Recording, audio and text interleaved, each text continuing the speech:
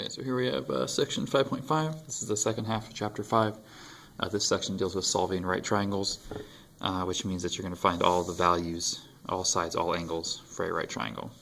So it's going to introduce inverse trig functions, missing angle measurements, and then actually solving the right triangle. So if you know the value of the trigonometric function, so the sine equals 3/5 or whatever, you can actually work backwards and find what angle that is, which is done using the inverse trigonometric functions. So a standard trig function, which is the ones we've been dealing with, takes an angle and gives the value. So the sine is 3/5.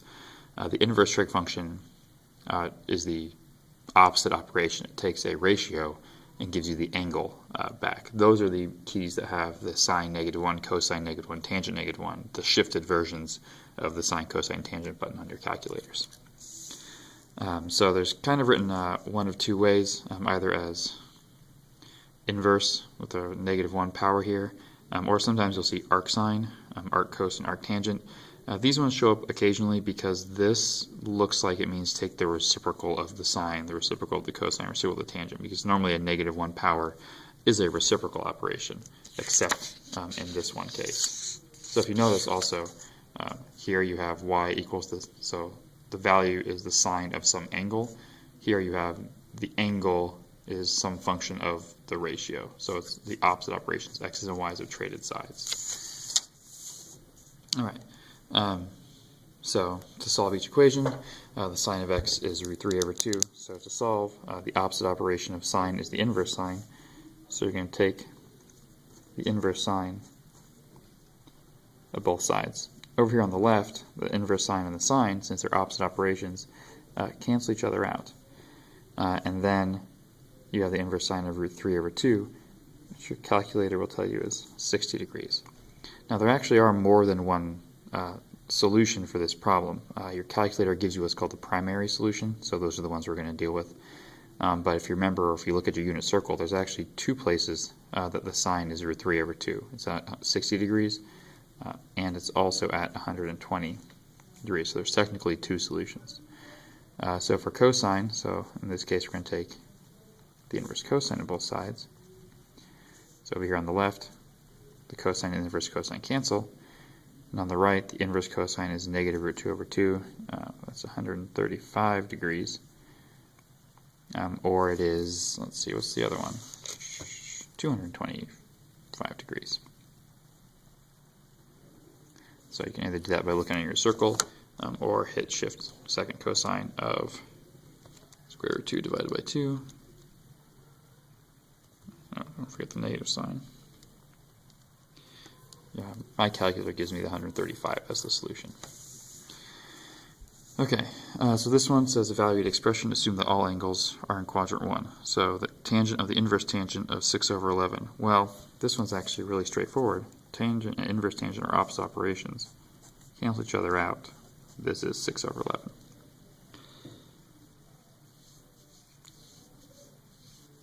Okay, so for this one, the cosine of the arc sine of 2/3, they're not opposite operations, they don't cancel each other out. You have to use this ratio to build a triangle,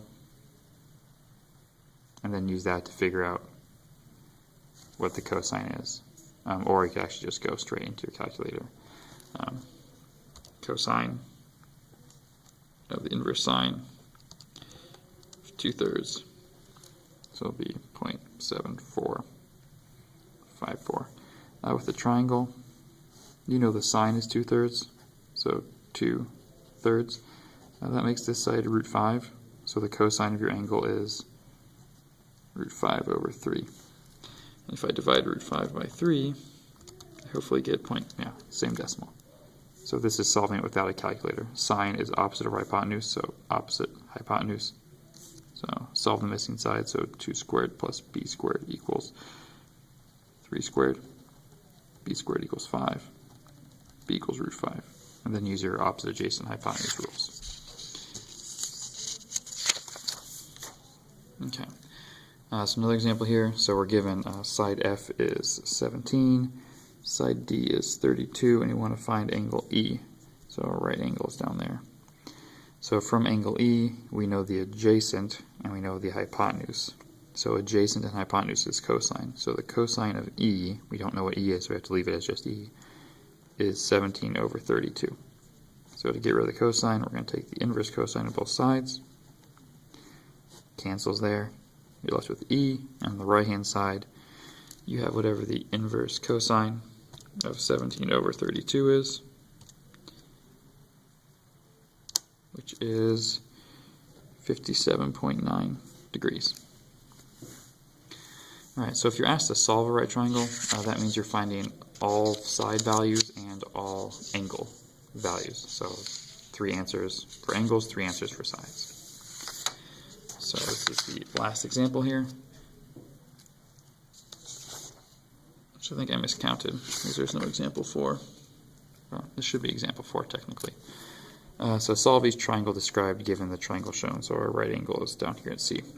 So for the first one, we know A is 33, and we know B is 5.8. So A, B, C. So these are going to be our angles: little a, little b, little c. Those are the sides.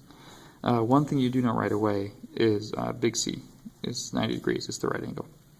We know that big A is 33 degrees, so there's that, and we know that little b is 5.8. So these are actually the things we know before we even actually start calculating. Now, since we have 2 of the angles, we can actually find the third one really easily because the angles have to add up to 180. So big B is going to equal 180 minus 33 minus 90. So 180 minus 33 minus 90 is 57. So big B is 57 degrees. So now we can use any of the trig functions we want to find these other sides. So let's say, for example, we'll find little a. So I know that, what side do I know? This is 5.8. So if I want to find little a, I'm going to use angle A. So the tangent of big A is opposite of hypotenuse. So the tangent of 33, big A, is the opposite little a over the adjacent 5.8. So 5.8 times the tangent of 33, 3.8. So now we actually have 2 of the 3 sides. So if you want, you can use Pythagoras' theorem, or you could do some other way to get the hypotenuse. We use Pythagoras just because it's easier. 3.8 squared. A squared plus B squared is 5.8 squared. So 3.8 squared plus 5.8 squared equals C squared. This side is 48.08. So take the square root of both sides. You get 6.9. So those 4 were the missing values. So for part B, similar setup. So big A, big B, big C, which we know is 90 degrees because it's the right angle. Little a we know is 23. B is unknown, and C is 45. Well, we have 2 of the 3 sides, so we can actually find little b right away. So 23 squared plus b squared equals 45 squared.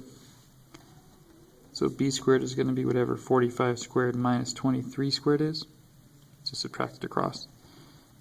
So 45 squared minus 23 squared, that is 1,496. See if it's a perfect square. It is not, but it doesn't matter because we're not working with perfect squares right now. So 38.7. So now we need to find big A or big B. So to find big A, we'll say it doesn't matter which trig function we use. I'm going to use sine. So the sine of big A is the opposite side, which is little a, 23, over the hypotenuse, which is 45. Even though it doesn't really matter which one you choose, you probably want to use the ones that are given in the problem and not the one you calculated, because this may add an error into your problem. If you do this one wrong and then use it later, you're going to get more incorrect answers. So that's why I tried to pick little a and little c. So you could have done any, if you did angle B up here, little a is the adjacent and c is still the hypotenuse, so you would have to do cosine. So for this one, take the inverse sine of both sides. A is whatever the inverse sine of 23 over 45 is, which works out to be 30.7 degrees. So now, to find big B, the angles have to add up to 180, so B is going to equal to 180 degrees in the triangle, minus the 30.7, minus the 90. So 180 minus angle A minus angle C. So